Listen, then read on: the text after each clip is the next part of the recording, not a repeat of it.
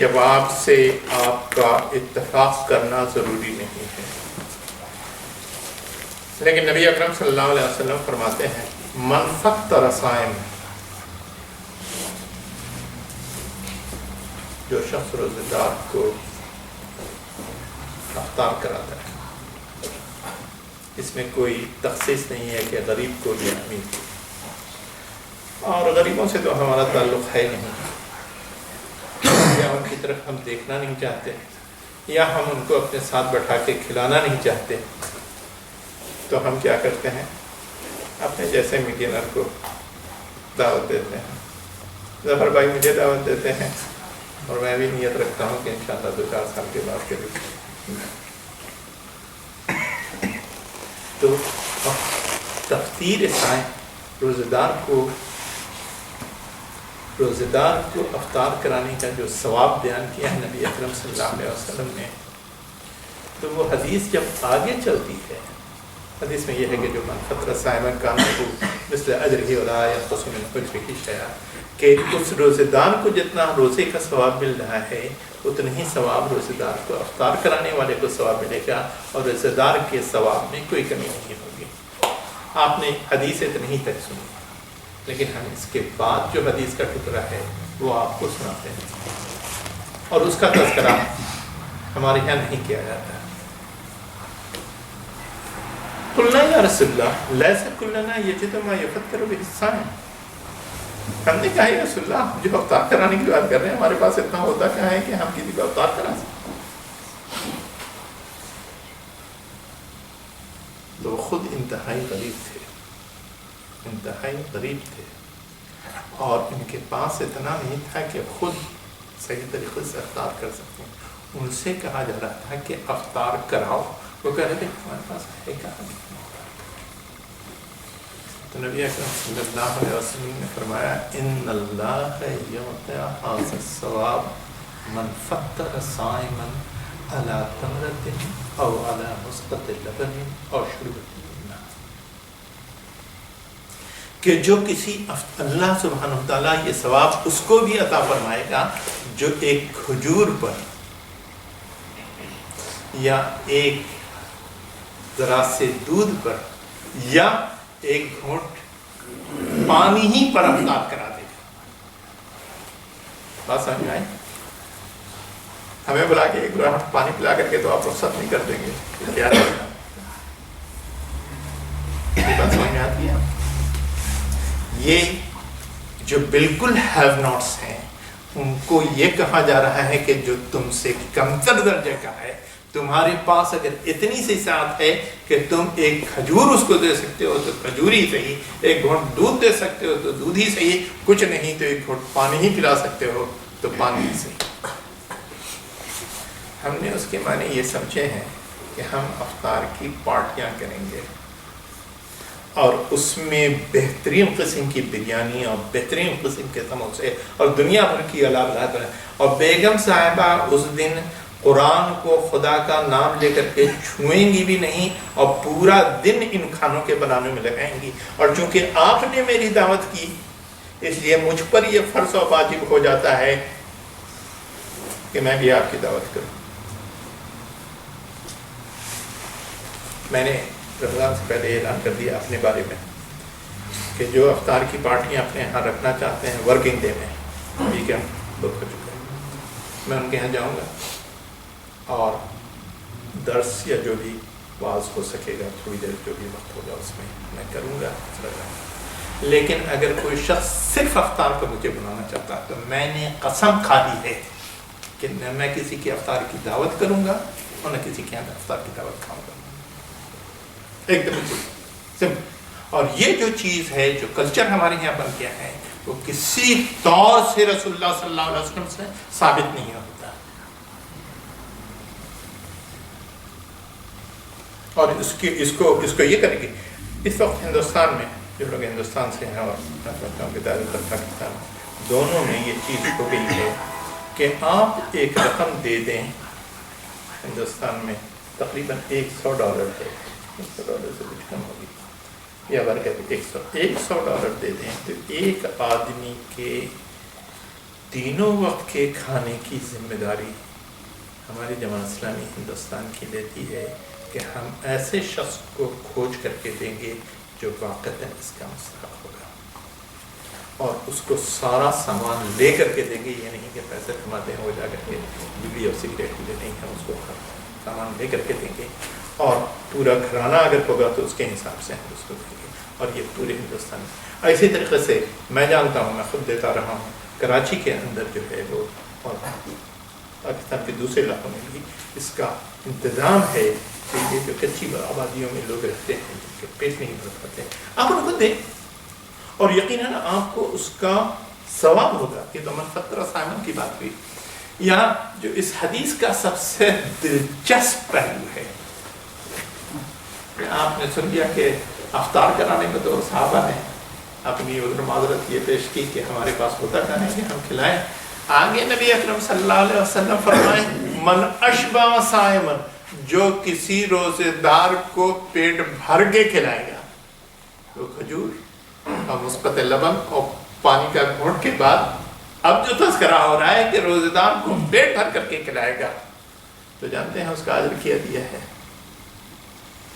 فرمایا رسول اللہ صلی اللہ علیہ وسلم نے من اشبع صائمن سقاہ اللہ من حوضی لا یسمع بعدہ ابدا حتی یصوم.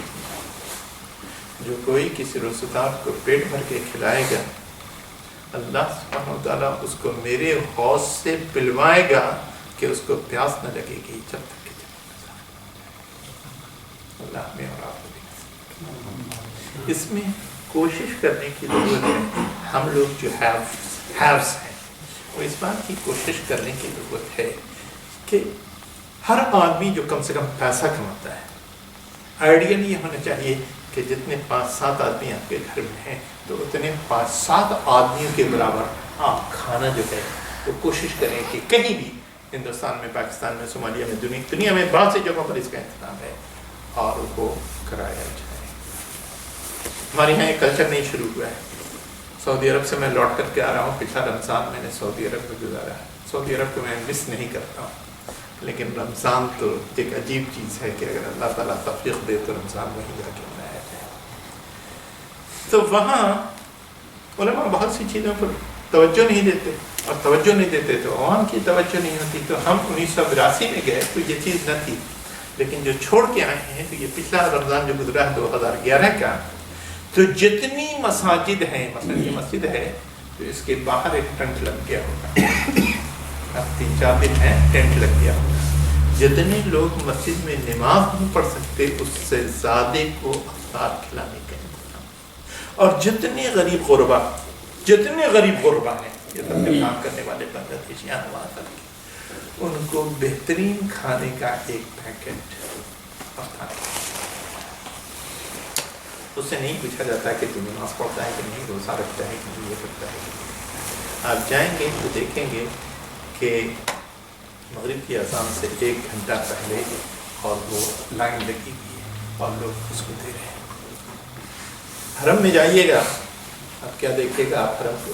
شربت علی ایک وہاں کا انڈسٹریلسٹ ہے بڑا، تو حرم کے جو 5 دروازے بڑے ہوتے تھے، ہر دروازے پر ایک کنٹینر کے سائز کا ٹرک آ کر کے اس کا کھڑا ہوا تھا اور وہ روزگاروں کو بانٹ رہا ہے، جس کو لینا ہے لے.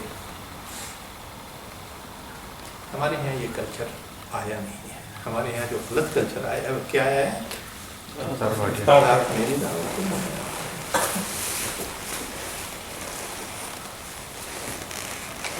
تراویح کا ذکر ہوئے، ڈسکشن میں اس کی اہمیت، اس کی فضیلت، بہت سی چیزوں کا تذکرہ نہیں ہے. میں تو ایک تھیم سے بول رہا تھا، وہ میں بول گیا. فرمایا رسول اللہ صلی اللہ علیہ وسلم نے جعل اللہ صیامہ قریبا وقیام لیلہ تطوعا، کہ اللہ سبحانہ وتعالیٰ نے اس کے روزوں کو فرض کیا ہے اور اس کے قیام کو نفل رکھا ہے. سیدنا عمر بن خطاب رضی اللہ عنہ نے ابی بن کعب رضی اللہ عنہ کو، جن کو نبی اکرم صلی اللہ علیہ وسلم نے سید القرا کا خطاب دیا تھا، تو ان کو امامت کے لیے پڑھایا اور ان کے پیچھے سارے صحابہ نے مل کر جماعت سے نماز پڑھی. ہمارے حنفی علماء کے یہاں तरावी बाजमात पढ़ना वाजिब के दर्जे में है। तरावी सुन्नत मुअक्कदा है, लेकिन बाजमात पढ़ना वाजिब के दर्जे में। दूसरे फक़हा के यहाँ वाजिब के दर्जे में नहीं है, बल्कि पढ़ना जो है वो सुन्नत मुअक्कदा है, पढ़ने की कोशिश करनी चाहिए। अगर आपके वर्किंग आवर्स ऐसे हैं कि आप मस्जिद में नहीं पढ़ सकते तो कुछ रकातें ही सही पढ़िए जिस कदर आप पढ़ सकते हैं, और जिस वक्त भी आप पढ़ सकते हैं उसका वक्त जो है वो इशा के बाद से लेकर के फजर तक है। मैं इस वजह से इसको बयान कर रहा हूँ कि अगर आप नाइट जॉब करते हैं या लेट जॉब करते हैं या जो भी करते हैं और उसमें या मस्जिद आपके करीब नहीं है और आप जा नहीं सकते हैं तो उसको पढ़ने की कोशिश करें।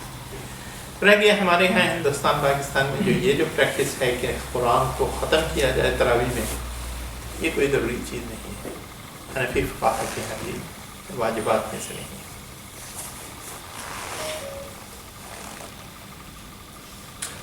रोज़े के दौरान में टूथपेस्ट कर सकते हैं, पेस्ट नहीं। इस्तेमाल कर सकते हैं? रोज़े के दौरान में टूथपेस्ट करने की इजाज़त कोई फ़कीह नहीं देता, लेकिन उसी ब्रश को बगैर टूथपेस्ट के आप धो करके इस्तेमाल कर सकते हैं।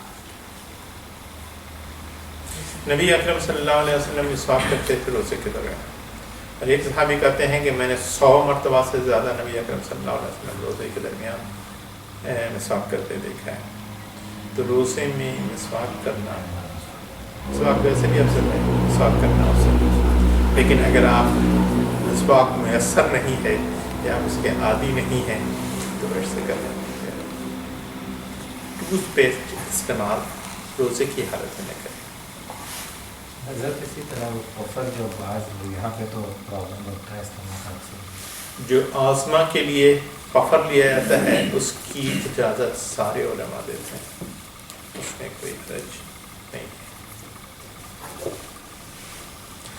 नाक में दवा डाली जा सकती है, आँख में दवा डाली जा सकती है, कान में दवा डाली जा सकती है। नाक में कोई दवा न डाली जाए, लेकिन अगर पफ लेने की जो होती है एरोसॉल्स तो वो लिया जा सकता है। खुशबू सूंघी जा सकती है, अतर लगाया जा सकता है, तेल मालिश की जा सकती है, गाज़ा पाउडर, मिस्सी, मेहंदी सब जायज़ है। डॉक्टर ये ब्लड सैंपल दे सकते हैं? जो हदीस है वो है अफ्तर हाजिम वल महजूम, के हाजिम और महजूम दोनों का रोज़ा टूट जाता है। हजामत कहते हैं खून निकालने को। पहले ज़माने में ब्लड प्रेशर का इलाज ये होता था कि ब्लड लेटिंग होती थी, और ब्लड लेटिंग ऐसे होती थी कि उसको थोड़ा सा पाँच लगा देते थे और उसके बाद मुंह से वो खून कोई दूसरा चूसता था, तो चूस करके फिरता चला जाता था। तो वो चूसने वाला और जिसका खून चूसा जाता था वो दोनों का रोज़ा टूट जाए, और ये रवायत बिल्कुल सही कदम की। हमारे ज़माने के उलमा ने इस पर गौर करके ये बात कहा है कि आप ब्लड डोनेशन, इसमें तकरीबन 450 मिलीलीटर ब्लड दिया जाता है, उतना ब्लड अगर आप देंगे यानी ब्लड डोनेट करेंगे आप तो आपका रोज़ा टूट जाएगा। लेकिन ये जो छोटी मकदार में अमूमन जो टेस्ट वेस्ट होते हैं 2 मिलीलीटर से लेकर 5 मिलीलीटर तक ब्लड दिया जाता है, ज़्यादा से ज़्यादा 20 मिलीलीटर में सारी दुनिया के टेस्ट हो जाएंगे, तो वो दिया जा सकता है, उससे रोज़ा नहीं टूटता। और इसी काम से भी कुछ वो रखते हैं कैलकुलेटर डिज़ाइन।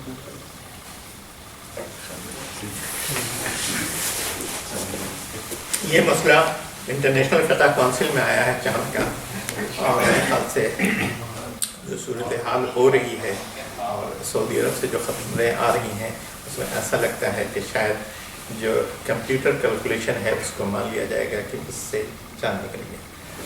लेकिन अभी मैं लतीफ़े के तौर पर सुना रहा हूँ, टोरंटो गया तो वहाँ मेरे दोस्त इग्ना के प्रेसिडेंट हैं डॉक्टर इकबाल मसूद नदवी, पता नहीं उन्होंने मक्का यूनिवर्सिटी से PhD की है।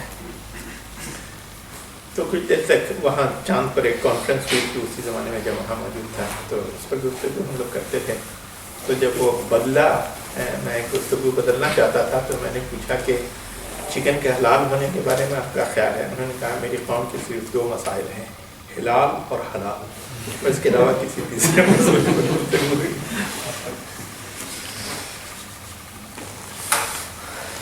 جزاک اللہ خیر۔